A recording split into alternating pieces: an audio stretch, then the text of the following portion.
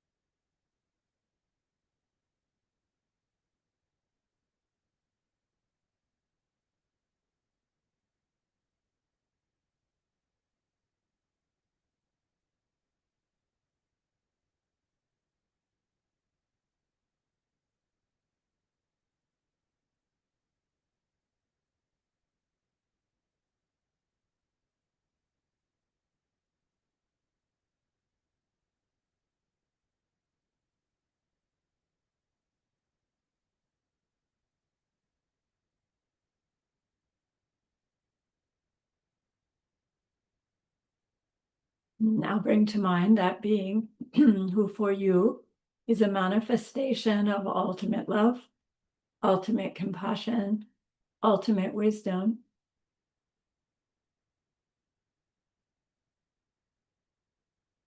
And see them there with you. They are gazing at you with their unconditional love for you, smiling at you with their holy great compassion, their wisdom radiating from them, that beautiful golden glow encompassing you in its light.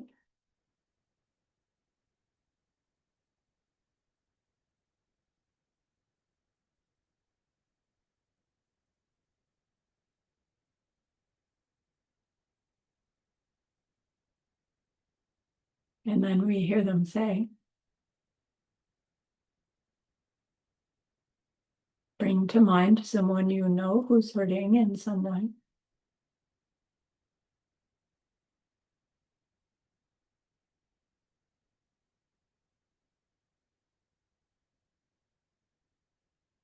Feel how much you would like to be able to help them.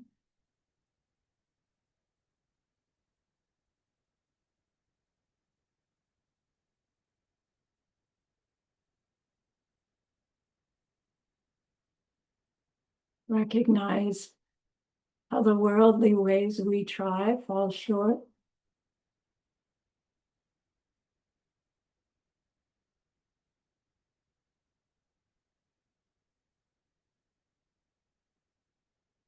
How wonderful it will be when we can also help them in some deep and ultimate way, a way through which they will go on to stop their distress forever.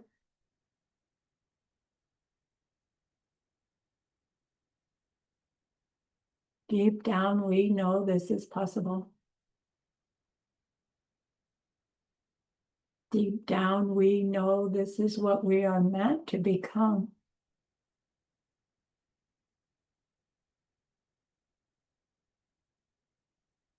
Learning about karma and emptiness, we glimpse how it's possible.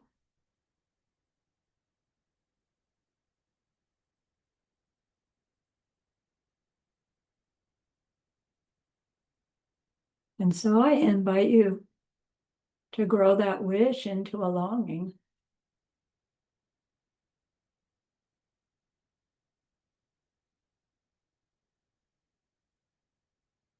And that longing into an intention.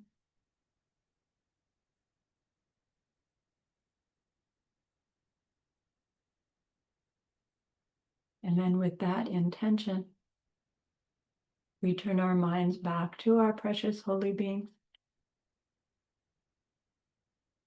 we know that they know what we need to know, what we need to learn yet, what we need to do yet to become one who can help this other in this deep and ultimate way. And so we ask them, please, please teach me that.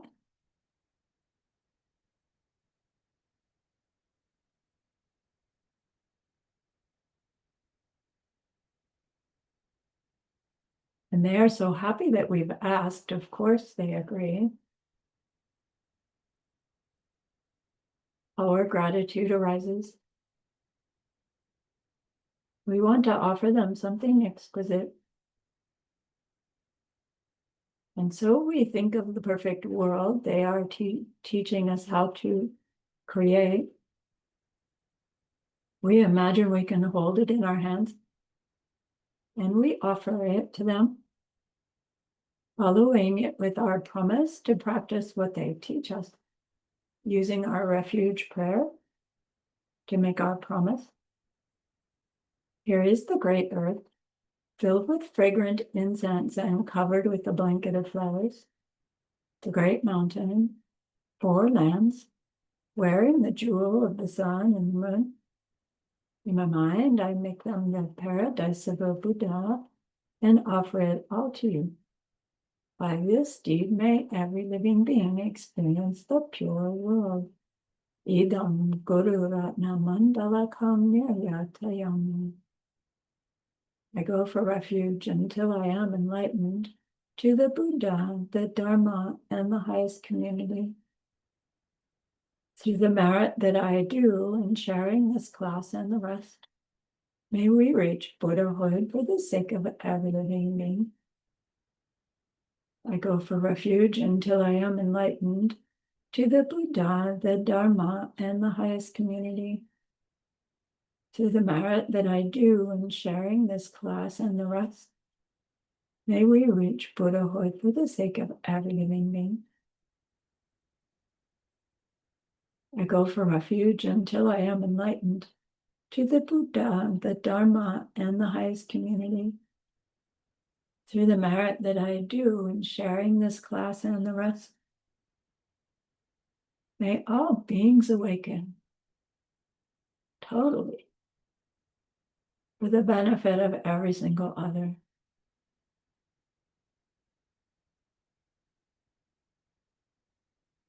Okay.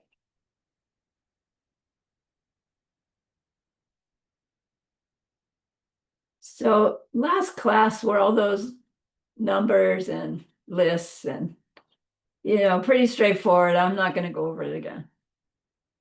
This class is about what's involved in taking and keeping these vows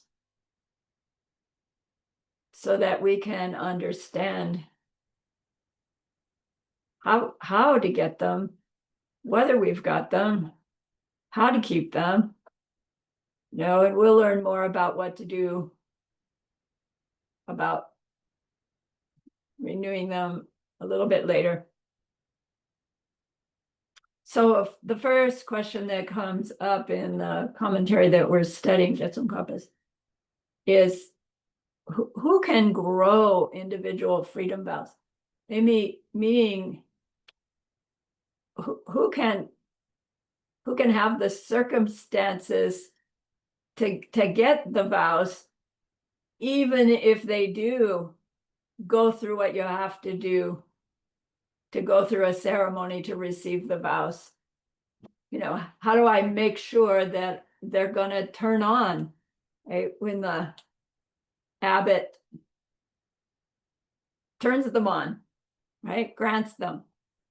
So it's called, or whatever we're talking about, this quality is called den, the den. We need to be the den.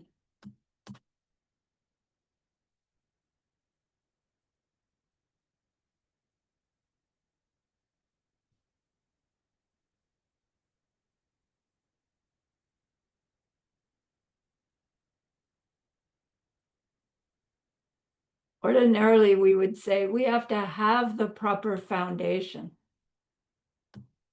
And foundation is this word den. Sounds like a D, but whatever that Tibetan letter is, it's the T, not the D. They're different. But the word isn't ten, it's den.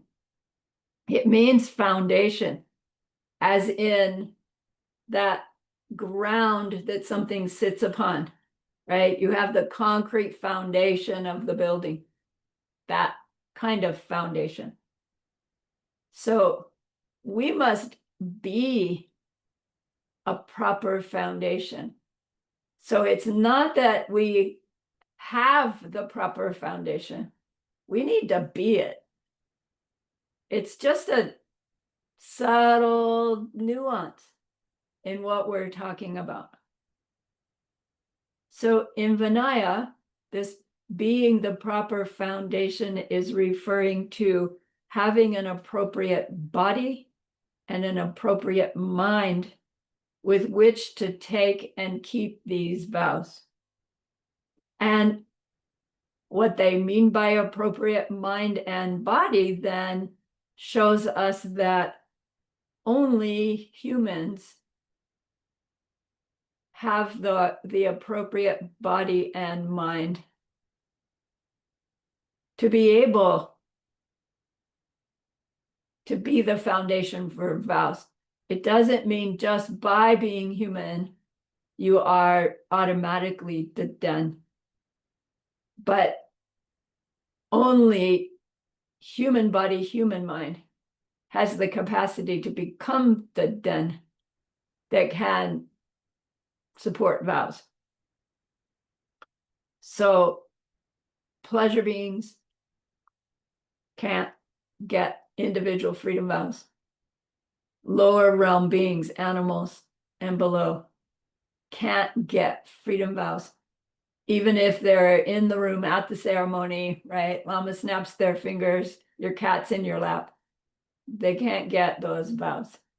And it's not because Buddha decreed only humans. It's that this foundation is our renunciation, right? What makes us the den is our renunciation. Our renunciation is this realization that there's absolutely nothing in worldly life that can bring us the happiness that we're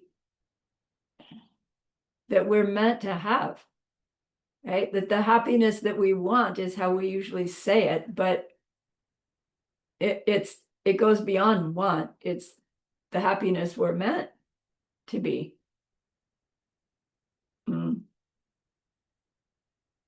Lower realm beings are too much in survival mode to get to thinking, this is terrible, right? I want it to stop.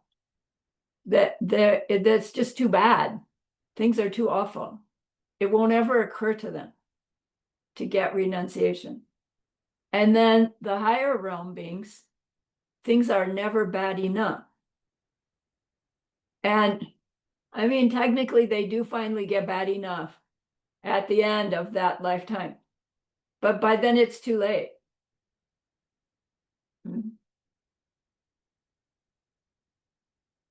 So even for humans, all human has the capacity to bring on renunciation. Not everybody does, of course. And so it's to be the foundation for holding vows. That foundation is a human body, human mind that is renunciated, okay, to ordinary human world. We know clearly that there's nothing that can bring that ultimate happiness. because of our misunderstanding. Okay. So there are 7 characteristics that make a, a person ineligible for taking vows, even if you are a human and you have some amount of renunciation. Apparently there are still circumstances that will be such that your renunciation won't actually be the renunciation that makes you the foundation. And the first one, so here come the 7. They say beings who live on the northern continent, it's called the northern continent of unpleasant sounds. They can't get vows because they can't get renunciation. So if you remember the long mandala, here's the great earth, right? Here's the ground of gold, the 4 continents. And in that we learned what they were and what they look like and the beings that are there.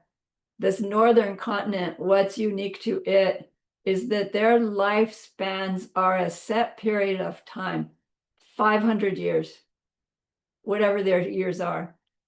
But apparently they know it.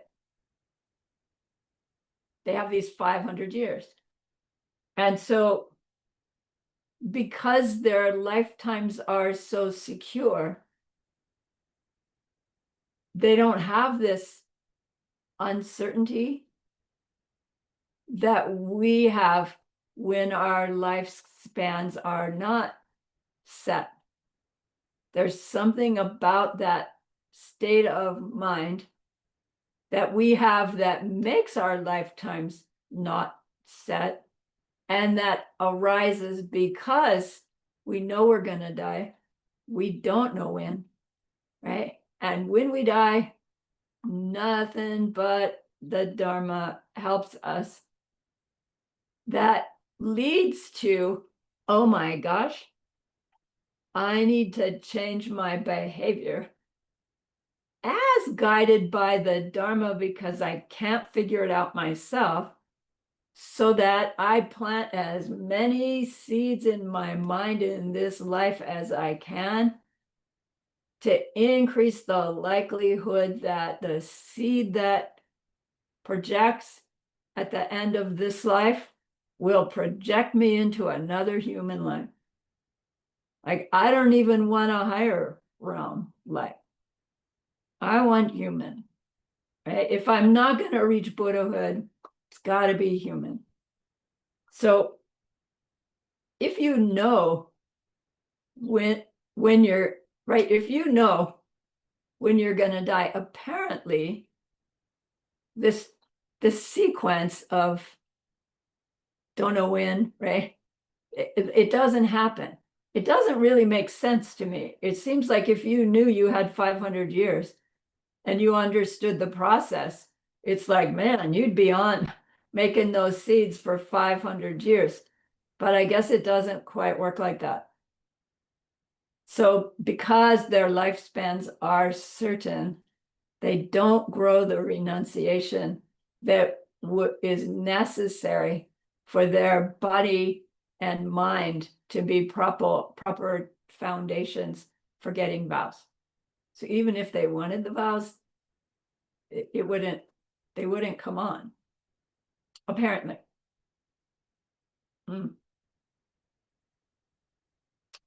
Second characteristic that would make someone ineligible for vows are, they say, those who are impotent can't get the vows turned on in their mind. And what they mean by that is someone who's incapable of sexual relations. And that doesn't have anything to do with the renunciation part.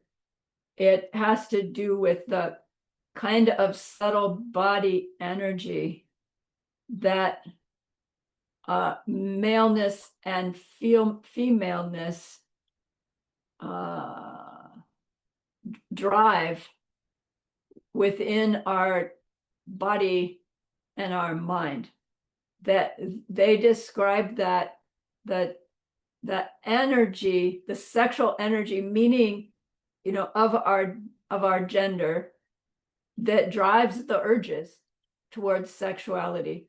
Those are powerful energies that are a necessary and useful piece in our transformation from suffering human to fully enlightened being. In Sutra, we don't talk about it. In Vinaya, we don't talk about it so much. And in fact, at first blush, it sounds like, whoa, you take vows of no sexual activity at all. And we're thinking, well, because you're trying to avoid all those things that are tempting, that'll make you do a wrong deed in order to get it or keep it. And so, our sexuality must be one of those things that just makes us do all kinds of negative karmas to get it. And that's true. But there's also a component to intentionally not using those energies in the usual human way, because when we use them in that way, we're essentially using them up. And it's a force that we want to have access to later. And when we get there, we want plenty of it. So when they say that the pratimoksha vows are avoiding using those energies in the ordinary way to reduce our mental afflictions, that's true. But there's this underlying, like, wise, skillful means that we don't even know about, that's growing the better ability to use those energies when it comes time to learn that piece, because we've got so much of it. So we have to have it to have so much of it, right? We have to have it to not use it. And if we know for whatever reason someone's incapable of performing that act, then that means they already are missing enough power in that energy that their vows won't take somehow. Again, it's like, I don't exactly understand. So along that same line, the third disqualifying characteristic would be a person who is a neuter. So if you lack either sexual energy, I mean, a neuter would mean you'd lack both. Because whichever one you had has been removed, or born that way, right? You could technically be born with no functional sexual organ, which here would mean the hormone producing organs, so ovaries and testes, not functioning.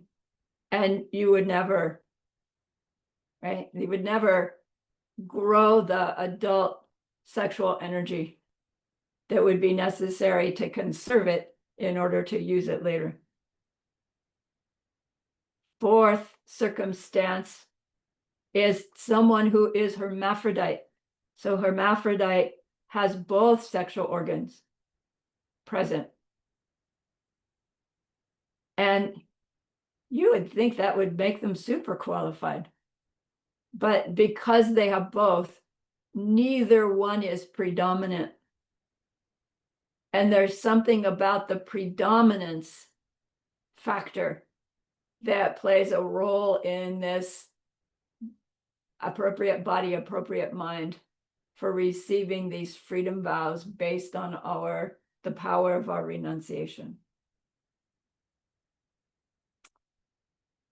The fifth disqualifier is someone who has committed any one of the 5 immediate misdeeds. So those 5 immediate misdeeds we've learned about killing one's father, killing one's mother, killing an arhat, trying to hurt a Buddha with evil intent, bad intent, and creating a schism in the Buddhist Sangha.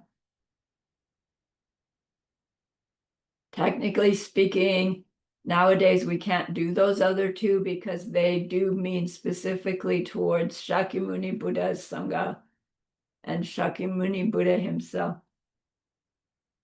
And we understand that they're called immediate misdeeds because having planted those seeds, that their strength, their power is such that they will be the projecting karma at the end of this life.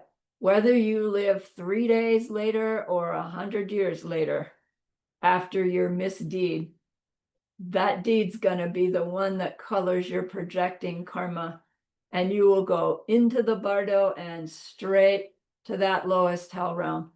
No diversion, no, well, maybe it'll be another life, right? That seed could ripen this life, next life, or any life after that.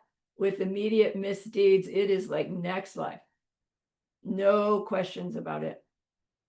And then that factor, that negative factor, is so strong that you would think if you had done one of those deeds and after that you realize what happened and then your renunciation gets like overwhelming, that you would be able to get your vows.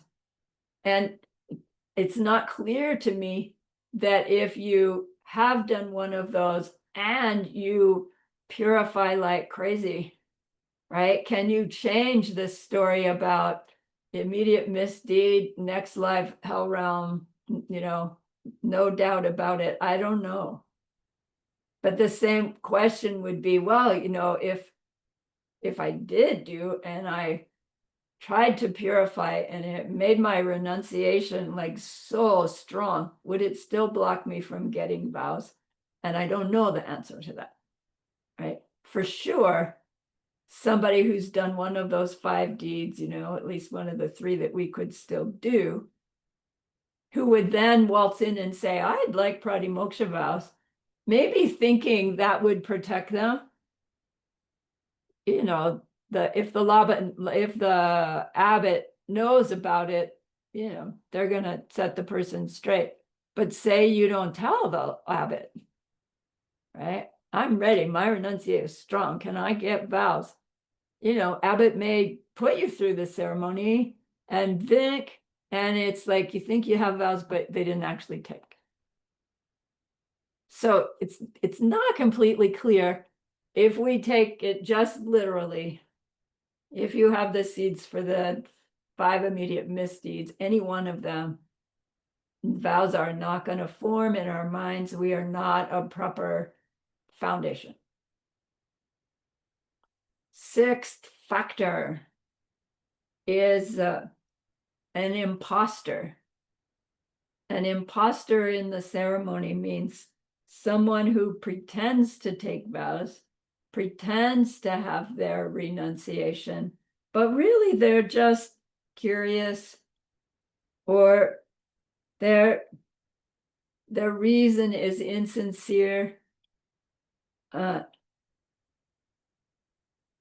Whatever that other motivation might be, it's not really being driven by true renunciation, right? This determination to change ourselves because there's nothing in life that's going right, even when it seems like it's going right. 7th one is someone who really does not believe in karma or past and future lives. So that 10 non-virtues, 10th, is the wrong view. That would disqualify us from growing the renunciation necessary to have vows. Because why would you have renunciation if you believe that if you already don't believe that your behavior, right, has any play in what happens to us, right? There's no connecting the dot. So even if we pretended to go and get vows, want vows, there would be no basis upon which the vows to grow, because there's no belief that my behavior is going to have a consequence. All right. So a mind with any of those 7 characteristics won't support vows. So then next, assuming we have the mind and body that support vows and we get our vows, how do we lose them? And this topic is called Tongwei Gyo. Geshe-la gave us a whole lot of Tibetan in this class. Tongwei Gyo. Tongwei means lose vows. Gyo means what makes you lose vows. Usually gyo means cause, right? The cause of losing vows. How we lose our vows. There's two types of ways to lose our vows. There are 5 general ways of losing any individual freedom vow. And there are 3 specific ways for losing specific vows. Right? So in the 5 general ways of losing any individual freedom vow, the first one is called lapapul. Lapa means the precepts, so meaning the vows, and pul means to offer. Lapapul, to offer your vows, meaning to give them back. It's a very kind way of saying give your vows back. You offer them back. So it's not such a terrible state of mind to see ourselves offer our vows back, right? Give them back has a different connotation. I just give this back to you, right? Offer them back takes a little bit of respect and honor and maybe a more clear motivation as to why for our, right, offering them back again. So it is done formally, ideally in a specific ceremony towards the one who granted you those vows in the first place. And then if they are really not available, then you can go before the image of a Buddha and offer your vows back to the Buddha, right, in the image. Remember that we took our our pratimoksha vows out of a strong renunciation. And in that renunciation, we are very solemnly declaring, I will avoid these behaviors for the rest of my life because they are behaviors that create suffering in my mind, right? Individual freedom vows are about our own personal suffering and bringing it to cessation. We're making this vow before the abbot and before all the enlightened beings, because the abbot calls them all forth for the ceremony.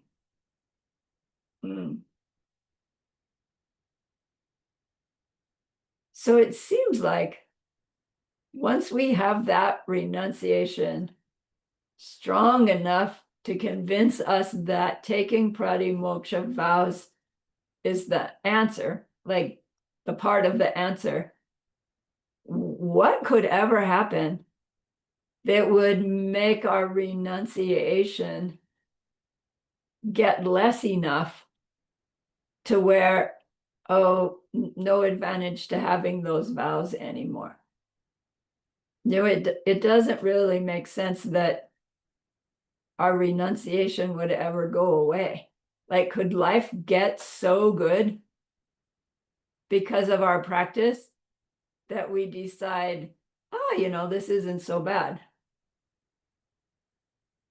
Maybe. It's not particularly logical. You would think our renunciation would get stronger the more effective our practice became. Not meaning the renunciation means, man, I don't want any more of this life. I want out of here. But rather, worldly life really doesn't work. Pratimoksha vow life really does. I'm going to stay with that. But to decide to give our vows back would have something to do with the level of our renunciation sliding. It would weaken the quality of our vows, and that would like open the doorway to doubts or mental afflictions that would make us think maybe we wouldn't need them anymore, whatever it might be. That said, there are people who highly renunciated, take their vows, keep their vows, and then somewhere along the way, for whatever reason we can't know unless we're omniscient, have come to the conclusion that it would be better to formally offer their vows back. Mostly we would see that in someone with ordained vows. No, and they're going to give their ordained vows back. Somehow living in that way became not the highest way that they could transform themselves. So we really can't know and mustn't judge.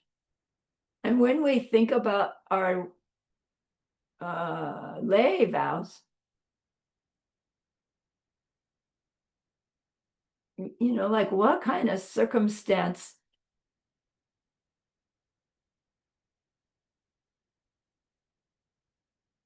could lead us to deciding that I just don't want to have these as my guidelines for behavior.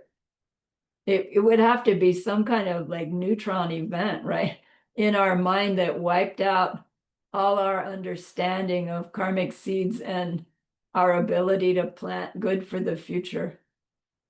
But it could happen. And the system allows for your change of mind rather than just giving it all up and walking away. They advise formally give them back and then walk away if that's what's coming. It's a relief in a way, right? To know that we're in a system that at any time it's totally up to us to say, no more. And you don't get, cut off, sent to hell, right? It's just, that's your decision to do. And there's the availability of that. Okay. Second situation in which we lose the vow in the general way of losing any of the individual vows. Shipu, it's called. Shi means to die, and pu means to move on. So to die and move on, which is what happens when you die as you move on. Moving on to the next life, of course, is what it means. And our individual freedom vows automatically are lost when we die and move on. They do not go with us.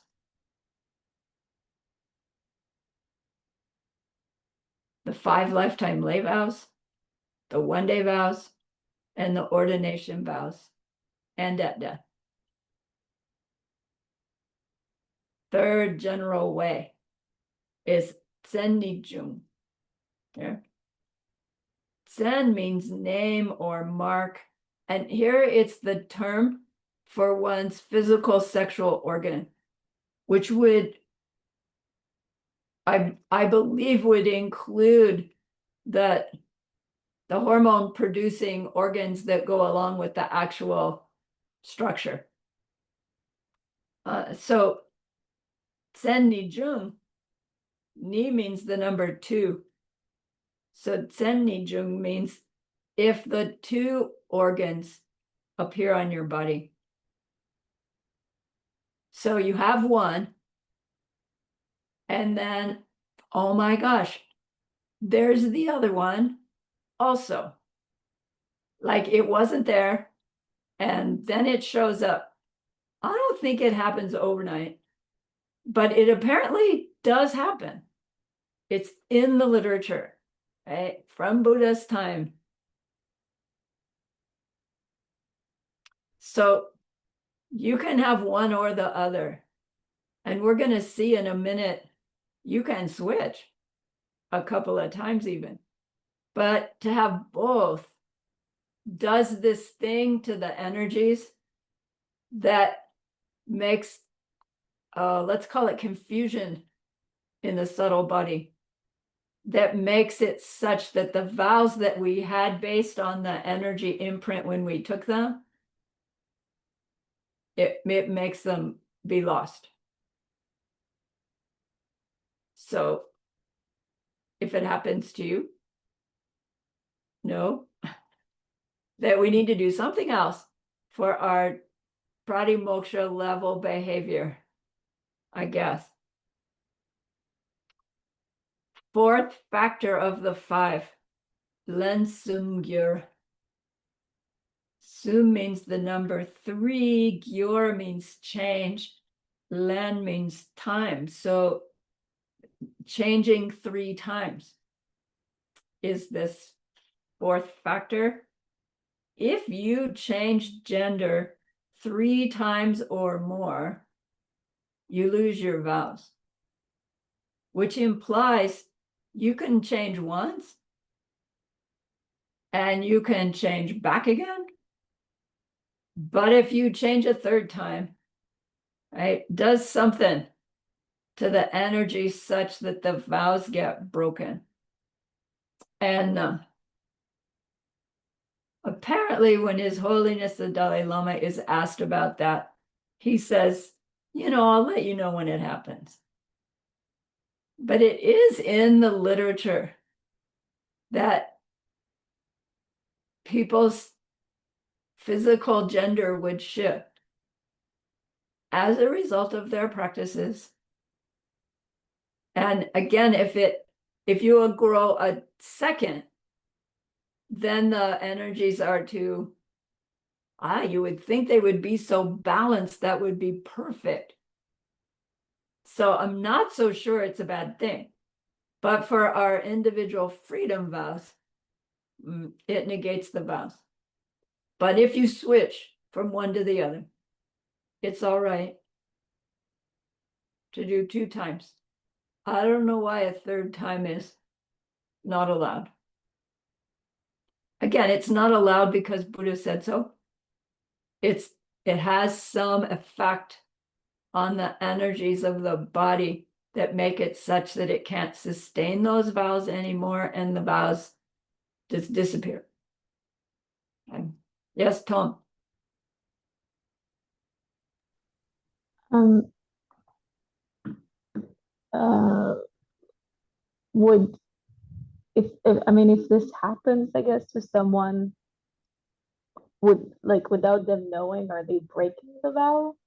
Or this like is a list of people doing those things actively, like playing with their energetical uh male female energy, shifting on purpose? I'm trying to understand if this is like someone was going through something energetically shifted and now like twice or three times, or Yeah, this is like, I don't know if that makes sense how I'm asking it, but I think so, because I think the same kinds of questions, like what circumstances is going on here. So yeah, if we're hearing this teaching from a sutra perspective, which we are,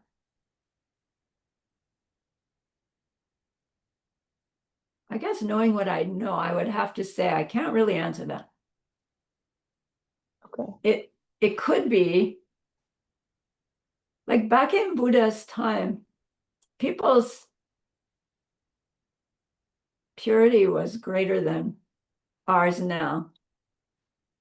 And so even doing their practices at the sutra level was already having more major effects on their subtle body, even without them trying to do so.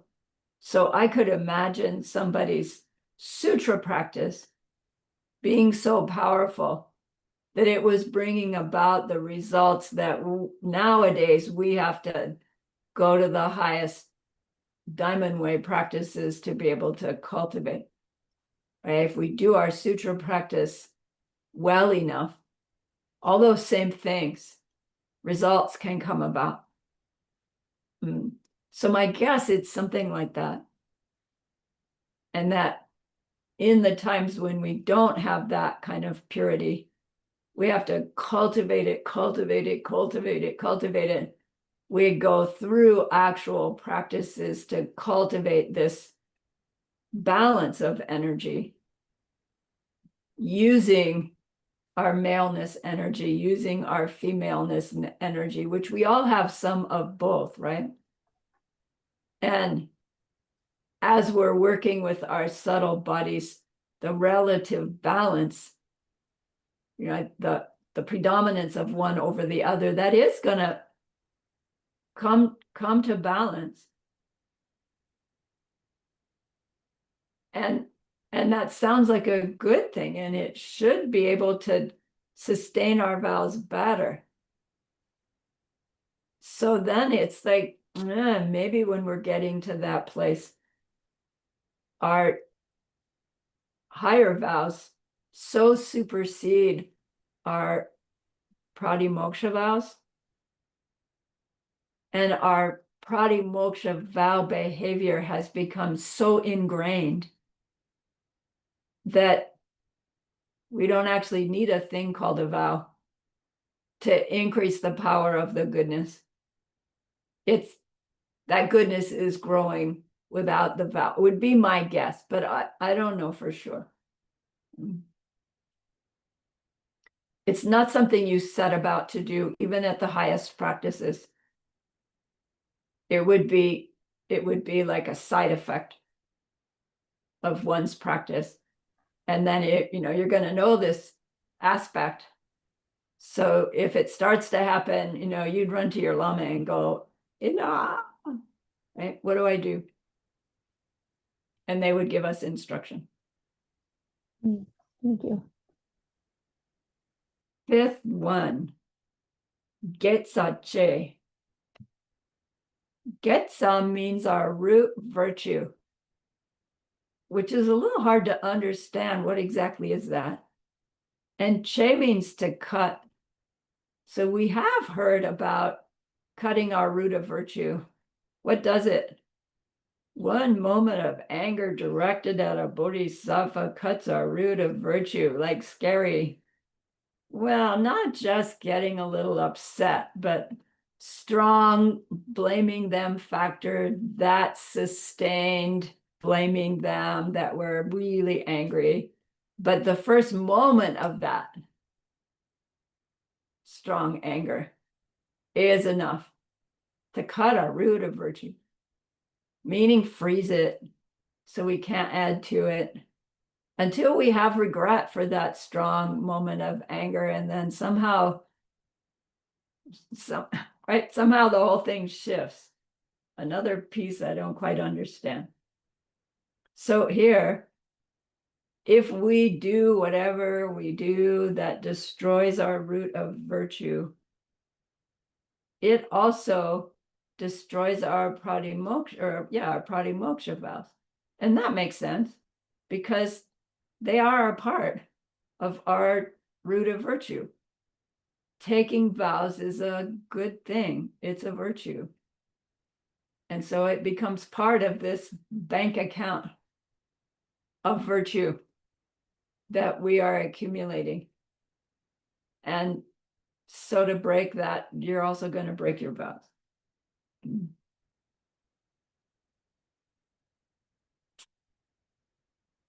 So moving on, the specific causes for losing specific individual freedom vows.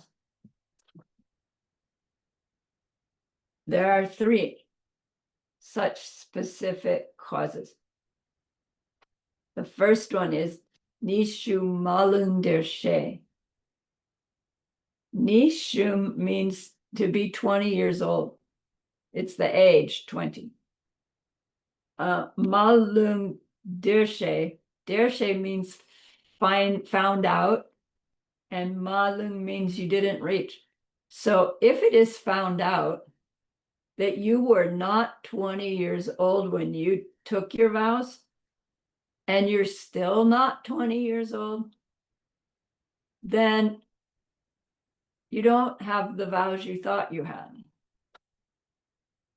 So this very specific thing that can happen that makes us lose specific individual freedom vows, meaning the ones you took when you thought you were qualified, but weren't because you weren't 20 years old. And it's just weird. Like, what circumstance could that be? I mean, I don't remember anybody asking me before I asked for my pratimoksha vows, are you sure you're 20 years old or older? It's like, I guess it was obvious. Like they don't card me anymore when I go, well, I don't drink alcohol, but you know what I mean. But like if we were a young person, it's the abbot's job to say, how old are you? And then, are you going to fib about your age in order to get vows because of your renunciation? Come on. But apparently, in the olden days, people didn't get birth certificates, right? They didn't have calendars. Mom gives birth, it's her 13th one, and somebody's supposed to remember when it was, what year it was. What if nobody remembers? You're not going to remember. Like you could really not know how old you are, right? You could. Because there's nothing like self-existent knowledge of knowing I was born April 2nd, 1954. I only know it because they told me that. Could be a whole fib. Maybe I was born in 1944, and that would explain why my body feels so much older than it's supposed to be. Wait, they've been fibbing to me all along. We don't really know. But then if all of a sudden, I don't know, your mother's letter shows up. My dear baby Sarani was born in 1944, not 1954. Right? Now all of a sudden it becomes real. So this circumstance is talking about that.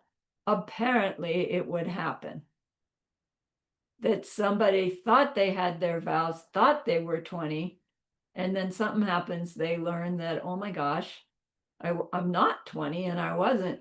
When I got them, oh shoot, I just lost my vows. I'm going to be 20 soon. Can I get them back again? Yes, of course. So kind of not to worry if we're past 20. and we get our vows. This one's not going to happen to you. Second of these three is dentir, gay. Language, who put that in there?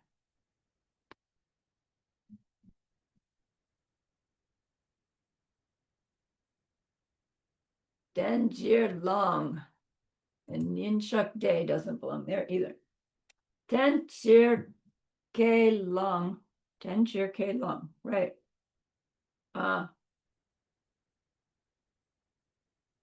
Ke long means to agree to do something. Denjir means to have sex. So that wasn't the same word we heard before.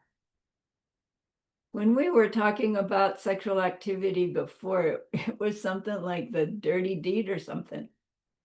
And now it's like denture, just to have sex. So one of these specific ways to lose specific vows of the pratimoksha is if that nun who has intermediate vows agrees to have sex with a man, she loses her, well, it isn't clear if she loses all her nun's vows or just her intermediate nun's commitments, but it just says agree. So it's not clear whether the activity actually has to happen or not for the vows to be broken, just to agree. But now, why would she agree? You know, we think, God, that'd be nuts, because what it is to be a nun is you've at the very get-go pledged to avoid sexual activity, not just avoid adultery, but sexual activity, right? They're different than lifetime lay vows. And then here, when she's working her way up to being full nun, she agrees to have sex with someone, but you know, we can think of all kinds of different scenarios. You know, maybe it's at knife point. Maybe the pledge from the supporter is, you know, all the food you need for your nunnery for the next year for everybody. You know, we can think of circumstances where a nun might decide, okay, I'll agree.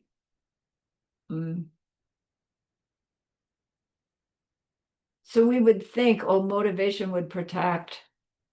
And there are certainly ways in which circumstance and motivation does affect the result, the outcome. But nonetheless, right, this instruction says to just agree means you've broken those vows. Then the third factor is Nyinshak Day. Nyinshak Day, Nyinshak means the 24-hour period, and day means it passes. The 24-hour period passes. So this one is specific to the pratimoksha vow called our one-day vows. So not ordained, one-day vow. When we do our one-day vow, when the 24 hours is past, those vows go away. Don't have to do anything specific, nothing different. Whether we've kept the vows well or not, they're done at the end of 24 hours. So if you have other vows, your lifetime lay vows, those don't go away because they're lifetime vows. Right? So this is specific to the one-day vows. After 24 hours, done. Okay, let's take our break.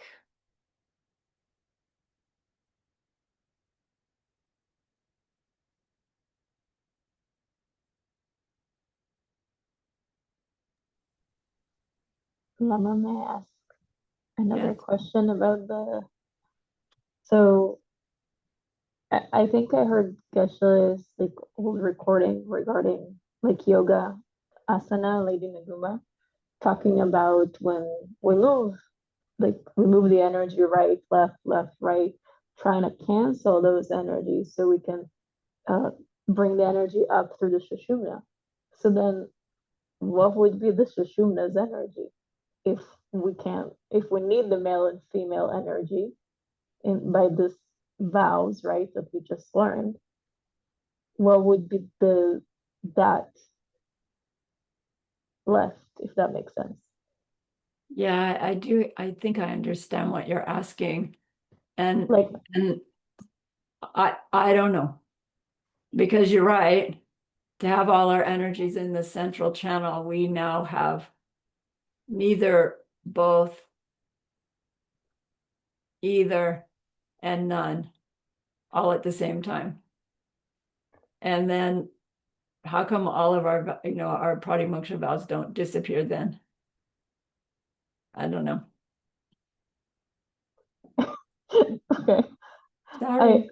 no, Did that answer? Did that not answer? I mean, I don't know. Yeah. I kind of thought of it as like, which maybe I'm wrong, but because like I I was like, I don't know what is that left of it, but I think energetically I was associating it to kind of like uh the ultimate nature, like that energy, however and whatever that might be. But Right. now we just learned that we're not, I don't know if we're not supposed to like cancel it right and left, but that's kind of what happens from it, or Right. we're Right. depressing it initially. Maybe that's a better way. I don't know. Mhm. But so now I'm like, what am I left with? And then if then am I breaking a vow? Yeah. I don't know. This is a very tricky business. Buddhas are both and neither, male, female, both and neither, all at the same time. That's kind of what I've thought of it as, but never like put words to it. And now I was like thinking as you're explaining, I was like, what am I like? How am I putting this information to words? Or Right. Right. We yeah, don't quite have enough information yet. yeah. It's very. I try to always take from every class like something that I can try to like put into action. If it's just like thinking about it, or like what also Yeah. like physical action I can like start doing. I don't want to finish all those courses and then like be like, oh, I remember one time we talked about it. Let me try it now. Like, so I'm Right. trying to learn and how to apply it, and it's not Yeah. always that Don't easy. mess with this one. Don't mess with this one. You don't have enough information. I don't have Well, that's enough. what I'm saying. I can, I don't know. Like, I like in my mind, I'm like, isn't this is the practice that I'm supposed to be striving toward? You know? striving for ripening, yes, but not trying to do it now. No, I understand, but yes, I thought this is like where I'm supposed to go in my practice. If that makes sense. Yeah, not now. Okay. And by the Or way, the did reason my interpretation work for you? Putting you into interpretation box? Did it work? Okay, good. Yeah, thanks.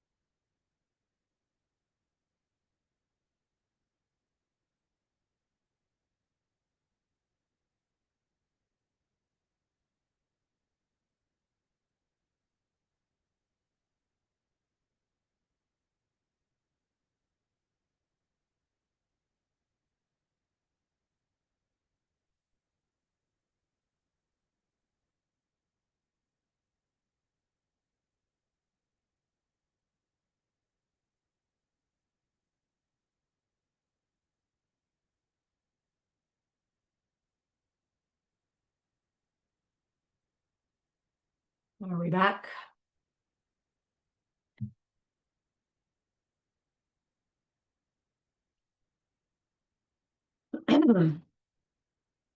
Now, there are two additional ways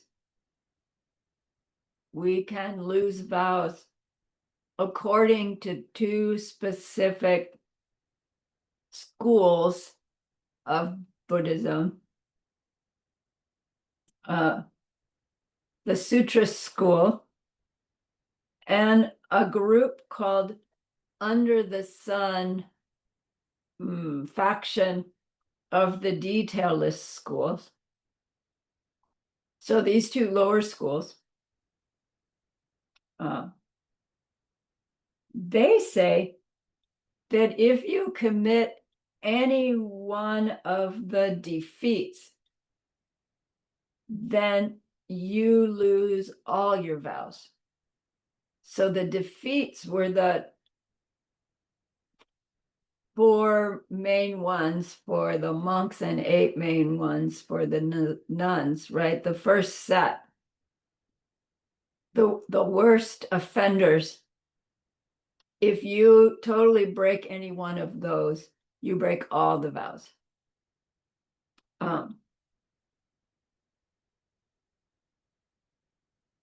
That's one way they say that you lose vows. The second way they say that we could lose our vows is if Damchu Nupa.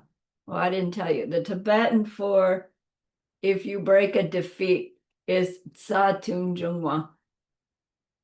Jungwa means breaking. Satun, break the defeats. If you break a defeat,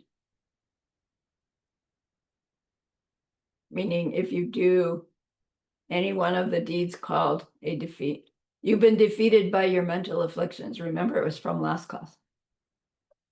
So second one, Damchunupa. Damchus is that contraction for the Buddha Dharma. Nupa means if it declines. So it doesn't mean just decline, it means declines all the way.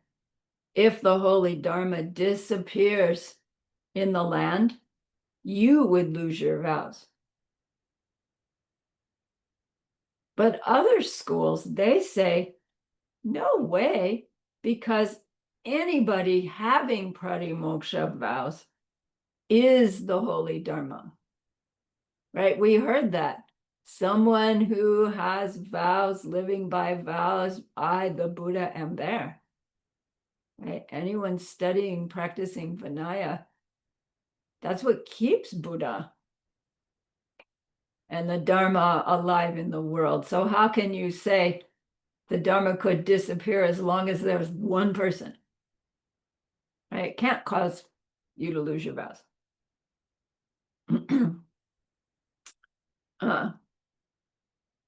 Apparently in the detailist school, which is the lower school, there's a faction of it called the Kashmiri detailists. And they say if someone who commits one of the defeats, they are Bulun Norden Shin. Bulun Norden Shin.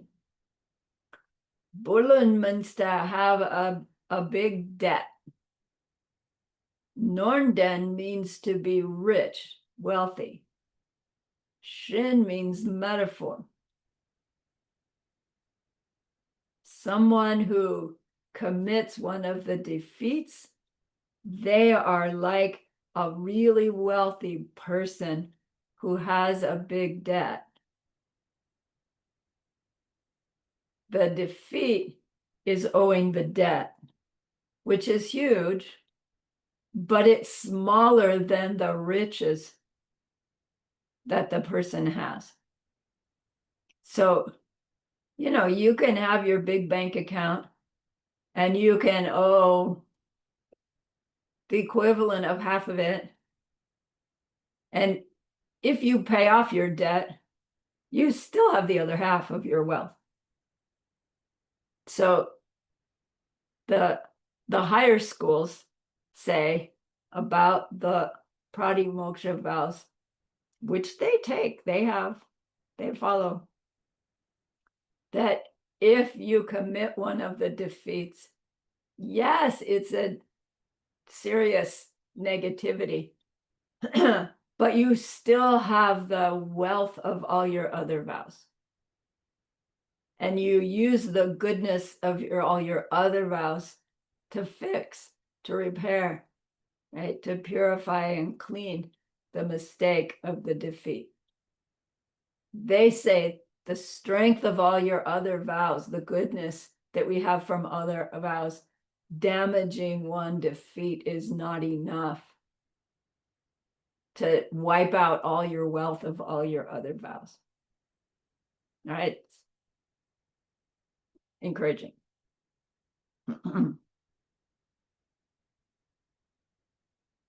If we do commit a defeat, hopefully very rapidly, we would recognize it, have our regret, reestablish our refuge, establish an antidote, right? Give ourselves a strong power of restraint and fix it as quickly as possible. It would need to be confessed as well to a abbot, and you would want to request renewal of your vows, and you would renew all the vows in order to get that one back again. But it's not that all the others got broken.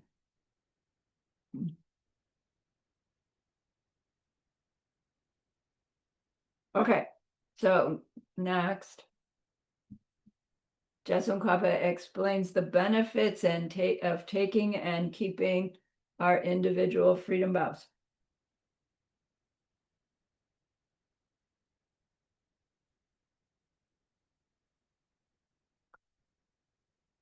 He gives us two. That nekap drebu hlami, nekap drebu hlami. Hla means deva, mi means human. So deva, human. Drebu means result. Nekap means the short-term result of keeping our individual freedom vows is either a pleasure being rebirth or human rebirth. Right? Technically, we're not so thrilled with a pleasure being rebirth. That's not our goal. But human, for sure. So it really is saying the benefit of having and keeping pratimoksha vows is closing those doors to lower rebirth. That for sure we want to do.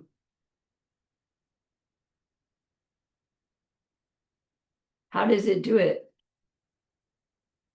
Because it's planting so many seeds for human or higher rebirth that the likelihood of one of those being what is projected at the end of life is so much greater than if we lived our life without having those pratimoksha vows. Even if we had avoided those behaviors, anytime we had the opportunity to do them, we avoided them. But we didn't have the vows to do that. How come I'm on delay all of a sudden? Yeah, I'm better. Got out of my body there. Second benefit, Taratuk Drebu Chung Chub Sum. We know the word Tartuk, don't we? Like to complete or finish.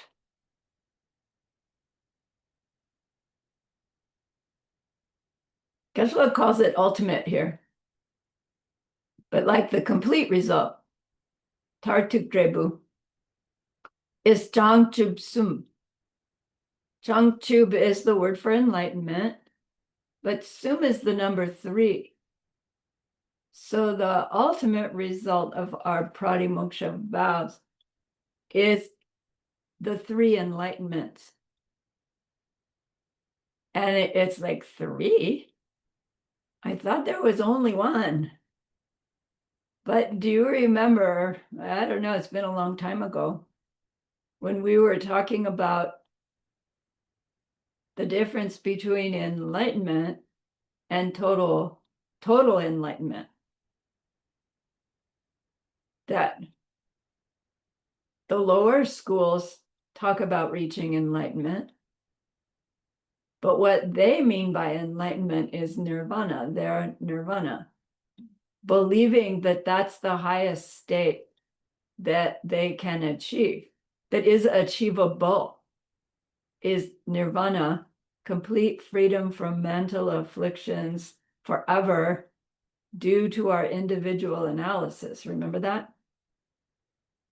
And that when your renunciation gets turned on to others and you step into the Mahayana, then we realize that, oh my gosh, that state of personal nirvana is not the highest achievable thing for a mind.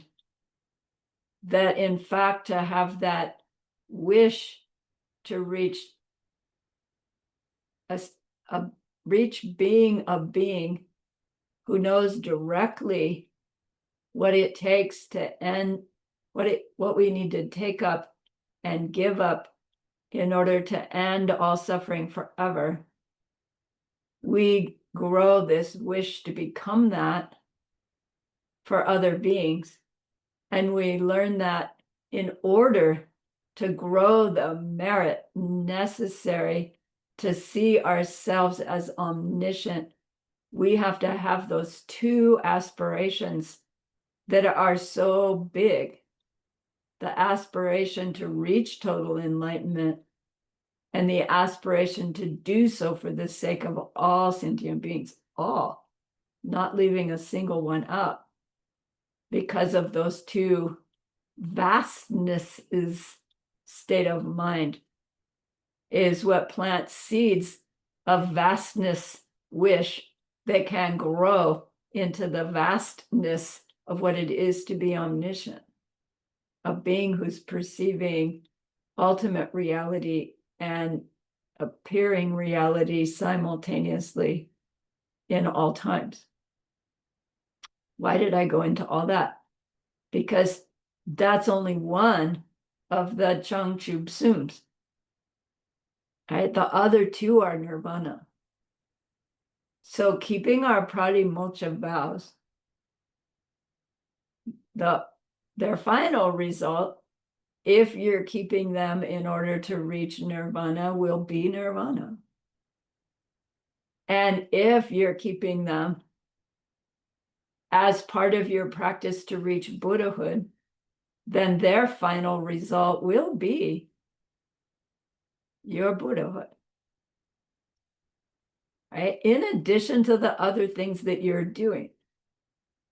But even though they are still the vows from the lower schools, they will serve us in this highest way.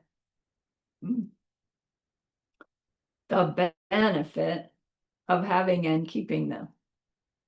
Kind of an important piece to understand as we're growing our interest in getting our pratimoksha vows, one-day vows, lifetime vows, or ordained vows, any of them.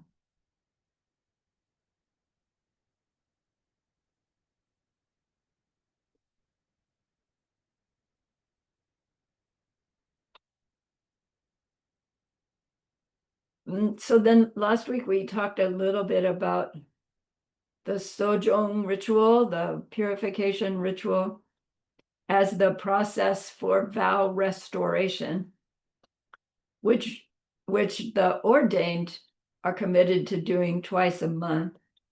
With our 5 lifetime lay vows, we don't have any such commitment, but you're certainly welcome to say, I'm going to commit myself to doing that twice a month and bless. And, align yourself with somebody else who has those vows. And you can essentially use the general purpose confession prayer to hold your own ceremony in that way. Again, it doesn't mean wait until 2 weeks for any damage to vows that we've done. Apply our 4 powers as soon as possible is our best vow management, as we know. We repeatedly hear the story of Lord Atisha, who would travel with his little stupa, and anytime he had a wrong thought, a thought that he didn't accept, like, wait, time out, stop the horses, I need to purify, and he'd get off, he'd set up his little teeny altar, and he'd do his 4 powers and his confession prayer and fix it, and then say, okay, let's go on. Geshe-la used to tease and say it probably took a really long time to travel with Lord Atisha, but I don't know, maybe not, right? It would take a long time to travel with me, that's for sure. All right. Geshe-la said again that if you're getting to feel like your practices are getting boring, or your spiritual progress just isn't going anywhere, you feel like you're on automatic pilot, then go back and work with your freedom vows, whichever you have. More detailed, more intentionally, more moment to moment.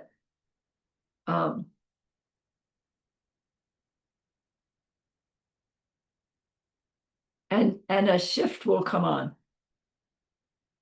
How soon? It will come on. Be on alert. Don't have a shift in mind, because that one may or may not come on. Right? But a shift will happen when we make this intentional shift in our practice. It makes an imprint.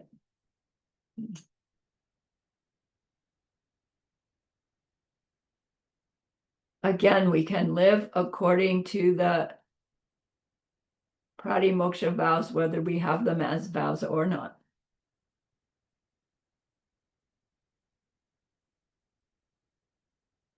And then if we don't, when we feel ready, we ask for them to receive them as vows. All right, so the very last thing for this class is you have a question about the meaning of the name of the text and the meaning of the name of the author. And the text we're studying is The Essence of the Ocean of Discipline by our hero Tsongkhapa Lobsang Drakpa. And Lobsang Drakpa, we know, is pure mind, Drakpa, famous guy with the pure mind, or pure mind that makes him famous. But Tsongkhapa is like his nickname somehow. J means Lord, so it's the honorific, and Tsongkhapa means the guy from Tsongkha. So Tsongkha is an area of Tibet. It's like where he was born and grew up. So our Lord, the guy from Tsongkha. And apparently Tsongkha means onion fields.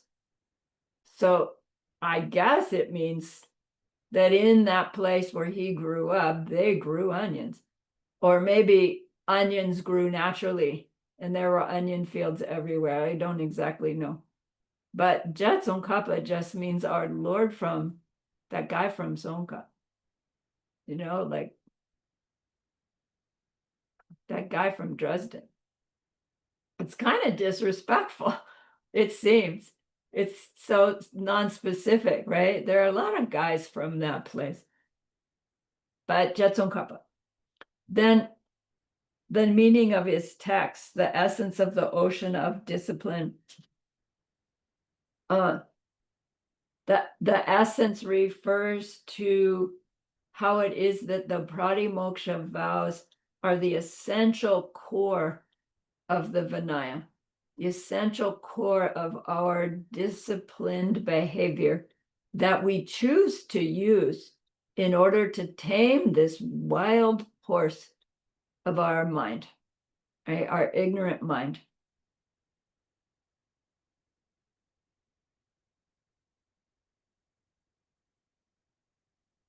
It's extraordinarily valuable, this essence. Then they call it the ocean because of the ocean's quality of being so vast and so deep and wide, and that within it are these extraordinary riches.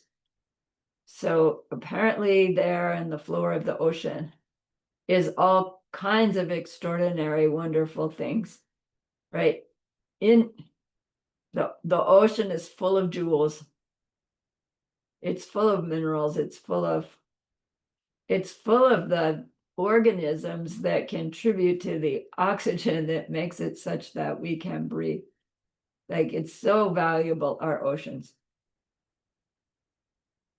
They say all precious jewels come out of the ocean. And science would say, no, some come out of volcanoes, some are deep down in the earth, but they would say, yeah, but before it was earth, it was ocean. So still, they came out of the ocean. Then discipline, dulwa, means that taming of our mental afflictions and our sense organs. Right? Our sense organs do that thing so automatically. Sound, color shape, just for something to be there, to be seen, our eyeballs will see it. And it sounds as if we can even decide to not let them do that. And technically we can. We don't want to do that when we're out walking around the world. It's important to see that there's a car coming. But when we want to sit in meditation, we want to be able to turn our mind away from that automatic thing that the sense organs do. And they call that turning the sense organs off, like taming them. It's more we're taming our mind's response to them. So this book is providing us with the very core of the riches of the guidance of how to tame our mind and sense powers so that we can stop causing the seeds that perpetuate samsara. What could be more valuable than that?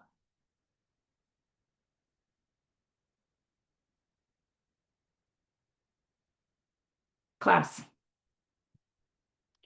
I get 30 more minutes put in the bank. Because probably I'm going to need some of them in next week's class, on Sunday's class, and then probably also next Thursday's class. So hopefully your schedules will allow me to go a little bit long. And if they can't, right, it'll be on the recording. But I'm going to break my usual rule of stopping on time and do what we need to do to finish next class, because it goes into the karmic ramifications of the 10 non-virtues. And it's a lot of material, but it's so it's so rich that we don't want to rush it, but I want to complete it. So we don't get delayed in finishing this course. So remember that person we wanted to be able to help at the beginning of class. We have learned a lot that we will use sooner or later to help them in that deep and ultimate way. And that's a great, great goodness. So please be happy with yourself.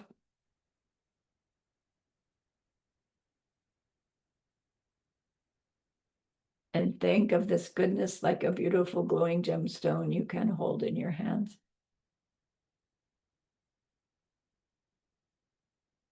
Recall your own precious holy guide. See how happy they are with you.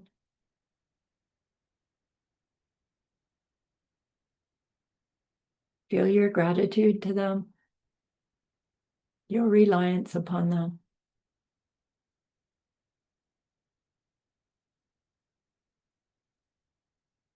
Ask them to please stay close, to continue to guide you, help you, inspire you, and then offer them this gemstone of goodness. See them accept it and bless it, and they carry it with them right back into your heart.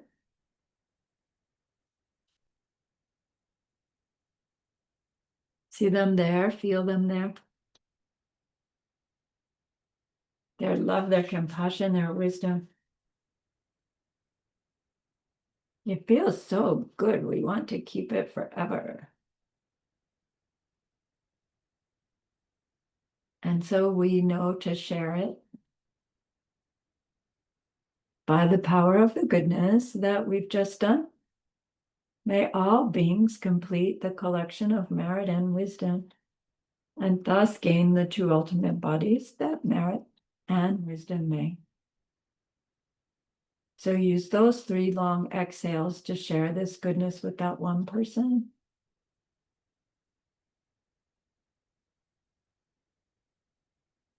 The second, to share it with everyone you love.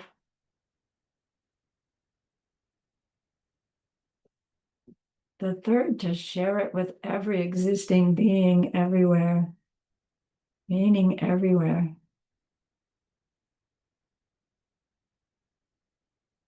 See them all filled with the loving kindness you're sending them, filled with the wisdom behind it, and may it be so.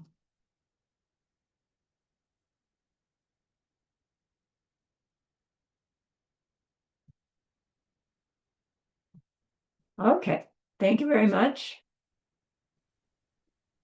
Good job, everyone. Please stay close. We will finish this course before Wisdom in the Times of Chaos.